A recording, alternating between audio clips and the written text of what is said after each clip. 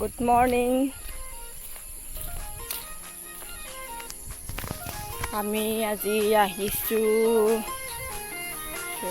ৰাতিপুৱা এনেই অলপ খোজকাঢ়িব ওলাই আহিলোঁ।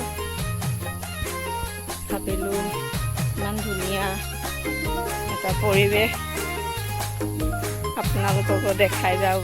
বৰষুণো ৰাতি চাগে সম্ভৱ দিছিলে, মই গম নাপাওঁ। ইমান বোকা ৰাস্তা, কিন্তু পৰিৱেশটো বহুত ধুনীয়া। ৰাস্তাটো বেয়া হ'লেও পৰিৱেশটো বহুত ধুনীয়া।